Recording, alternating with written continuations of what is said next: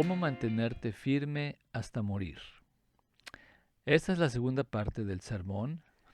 En la primera parte hablamos de separarnos del pecado y especialmente del pecado que más nos ha causado problemas.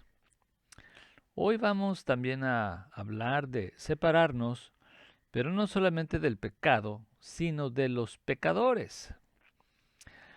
Conozco muchos cristianos que nunca tuvieron la intención de terminar en borracheras o terminar su matrimonio o terminar mal en su trabajo. Muy seguido cuando analizamos lo que pasó, nos damos cuenta que fueron los amigos, las amistades, la familia, los compañeros que de alguna manera influenciaron la vida de la persona para mal, no para bien. Y cuando todo comenzó, el cristiano no quiso romper con esa amistad por consideración a esas personas. Qué cosa, ¿verdad? No terminaron con esa relación cuando pudieron.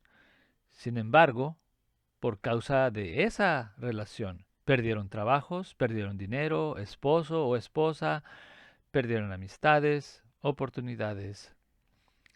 Y duele reconocer que eso nos ha pasado a nosotros también.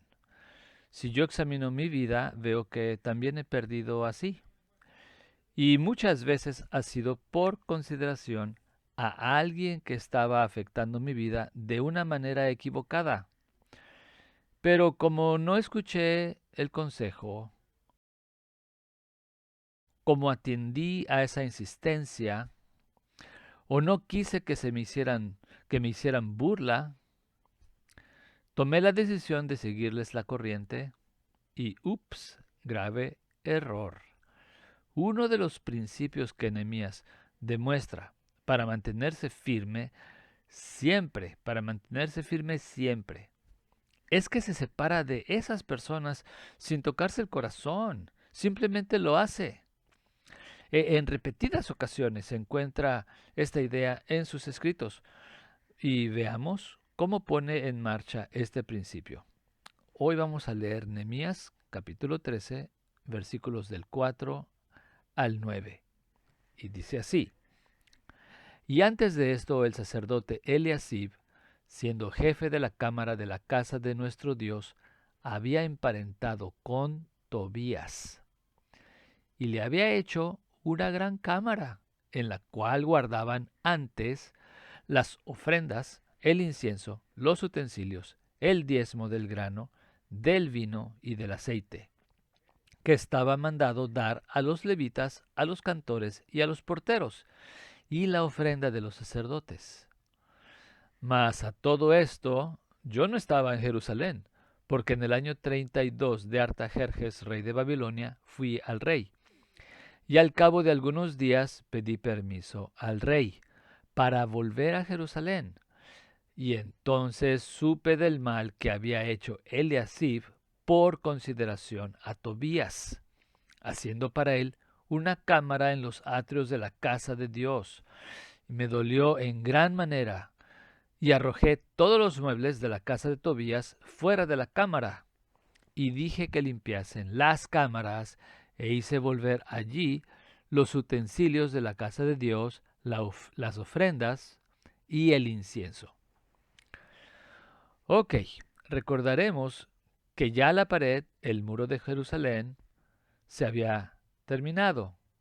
Sin embargo, la segunda pared, la pared espiritual, resultó más difícil construir porque ahora se tiene que tratar con la mente y el corazón de la gente.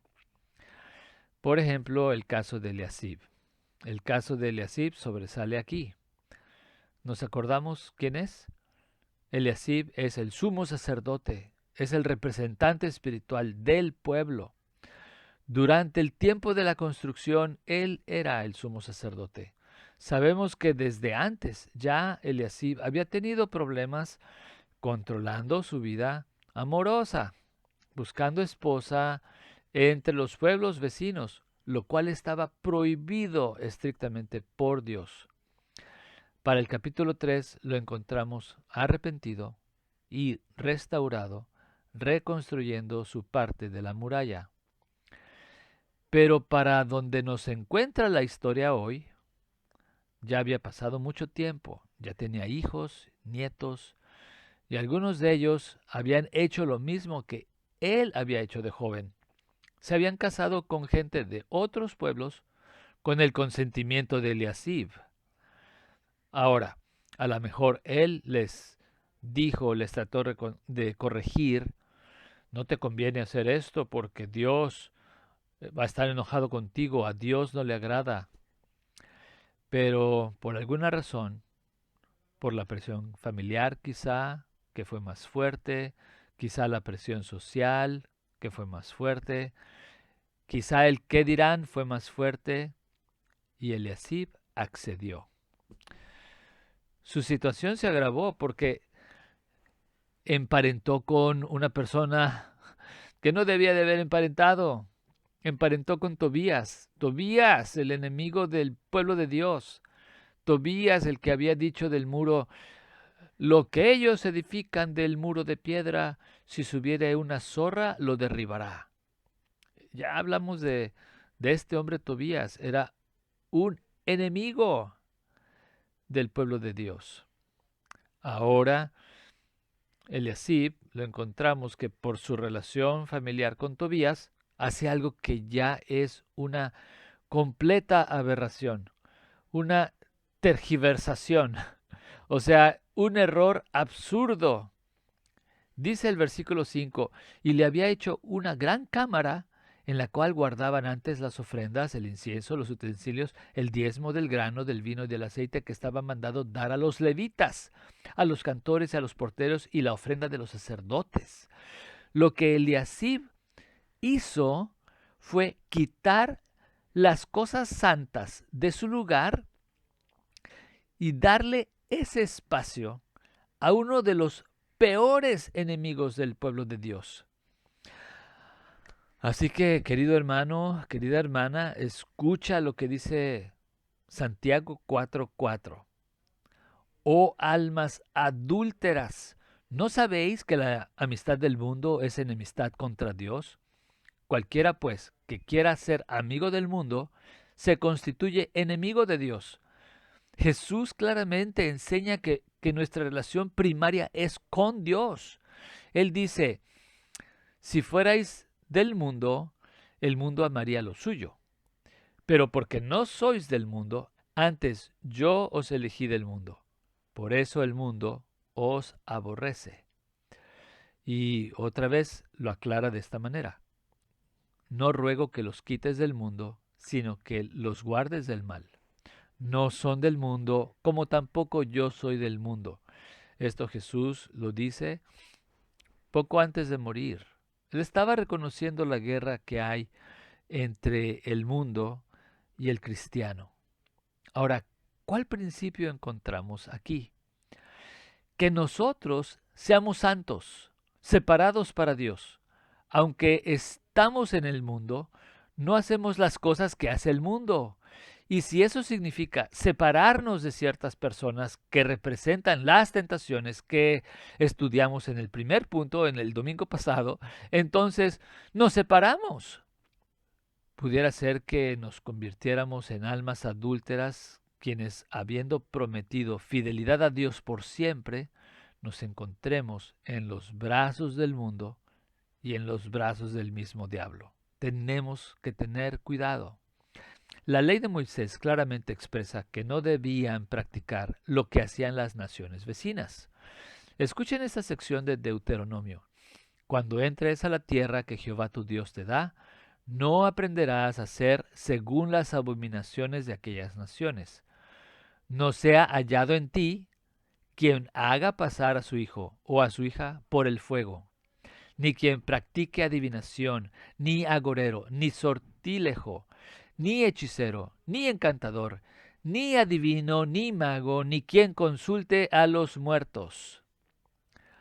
Pero Eliasib no obedeció y no insistió que sus hijos obedecieran. Asimismo, los cristianos de hoy, que no insisten en mantenerse en santidad, se asimilan al mundo poco a poco hasta que ya pierden su identidad como hijos de Dios.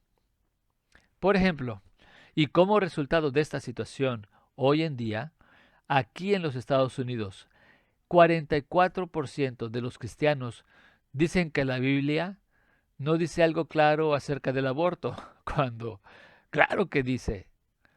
Otro ejemplo, 40% de los cristianos creen que Satanás no es un ser verdadero, solamente es un símbolo, cuando la Biblia dice que es un ser verdadero. Y aún otro ejemplo, 67% de los jóvenes de 8 a 12 años, fíjense, de 8 a 12 años, dicen que la iglesia no ha tenido una diferencia positiva en sus vidas. Ahora, todavía más relevante a la situación presente, y esto me da mucha tristeza, 32% de todos los que iban a la iglesia no han asistido ni a un programa en línea, ni han regresado a la iglesia. Todo lo que esto significa es que si el cristiano no decide vivir en santidad, la relación íntima que experimentó con Dios cuando fue salvo, la perderá. De hecho, ese hermoso tiempo con Dios se puede degenerar a una relación rara con personas que están completamente en contra de Dios. Y muy probable, sin quererlo, ese cristiano se puede hallar siendo enemigo de Dios con consecuencias graves tanto para él o ella como para las personas que están bajo su autoridad. En el caso de Eliasib, perdió su puesto de sacerdote, pasó a la historia sin dejar una huella positiva en su nación. Muy probable perdió a muchos, si es que no a todos, los miembros de su familia, quienes terminaron no identificándose con el pueblo de Dios. Bueno, en comparación vemos la vida de Nehemías. Nehemías dice esto: mas a todo esto yo no estaba en Jerusalén, porque en el año 32 de Artajerjes, rey de Babilonia, fui al rey, y al cabo de unos días pedí permiso al rey para volver a Jerusalén. O sea, cuando todo lo de Eliasib sucedió, Nehemías no estaba en Jerusalén. Cuando él regresa, dice entonces supe del mal que había hecho Eliasib por consideración a Tobías, haciendo para él una cámara en los atrios de la casa de Dios. Ahora fíjense en la reacción de Nehemías. Me dolió en gran manera y arrojé todos los muebles de la casa de Tobías fuera de la cámara y dije que limpiasen las cámaras e hice volver allí los utensilios de la casa de Dios, las ofrendas y el incienso. Es interesante notar que el nombre de Nehemías significa Jehová ha consolado. Y muchas personas lo han comparado y se le puede comparar a Nehemías con el trabajo del Espíritu Santo en la iglesia. El Espíritu Santo es el consolador. Cuando estamos bien con Dios y somos consolados por el Espíritu de Dios, reaccionamos con el mismo celo que tuvo Nehemías, con el mismo celo que tuvo Jesucristo al limpiar el templo, con el mismo celo de Elías por el pueblo de Dios, con el mismo celo y con el mismo dolor de Nehemías al arrojar todos los muebles de Tobías a la calle. Definitivamente Nehemías no iba a permitir que a su regreso Tobías todavía estuviera en el templo viviendo. Y el Espíritu Santo no va a dejar que estés tranquilo cuando tú necesitas limpiar tu vida también. Y Él te va a dar la fuerza, te va a dar la decisión y te va a dar la oportunidad para hacer lo correcto. Y por más difícil que parezca, lo puedes hacer. Lo puedes hacer. Y necesitamos hacerlo, porque lo que hagas definirá a quién te parecerás, a Eliasib o a Nehemías. Oremos que Dios nos conceda estar firmes para tomar decisiones que honren a Dios. Y creo que es apropiado terminar con estos versículos que escribió Pablo en Efesios capítulo 6 nos dice: por tanto, tomad toda la armadura de Dios para que podáis resistir en el día malo, y habiendo acabado todo, estar firmes. Estad pues firmes, ceñidos vuestros lomos con la verdad, vestidos con la coraza de justicia, calzados los pies con el apresto del Evangelio de la paz. Sobre todo, tomad el escudo de la fe, con que podáis apagar todos los dardos del fuego del maligno. Tomad el yelmo de la salvación y la espada del Espíritu, que es la palabra de Dios, orando en todo tiempo, con toda oración y súplica en el Espíritu, velando en ello con toda perseverancia y súplica por todos los santos. Hermano, hermana, Dios te bendiga, te ayude, te prospere, pero sobre todo que te conceda vivir una vida santa, que cuando tú veas que hay situaciones en tu vida que están mal, las quieras corregir. Y en donde tengas que cortar relación, córtala, no te dé temor. Ahora, hay muchas maneras de cortar y vamos a estar hablando todavía más de cómo Nehemías hizo esto más específicamente. Se van a dar cuenta algo interesante, que cuando Nehemías corta, por otro lado, también está uniendo. Así que esos son los siguientes puntos que estamos dando en el sermón. Por hoy quiero decirles, les amamos en Cristo Jesús, los animamos a que sigan viviendo para Él y que sigan leyendo la Biblia, sigan orando, pidiéndole a Dios que nos llene más de su palabra, que la Biblia en nosotros tenga un efecto muy positivo para que la mente de Cristo esté siempre presente en nuestras vidas. Hermanos, yo creo que podemos vivir para Dios. Jesucristo vivió para Dios cuando estuvo aquí. Tenemos muchos testimonios de personas que lo hicieron en la Biblia. En el mundo de hoy conocemos cristianos que han vivido vidas excelentes. Y tú también puedes. Dios te bendiga.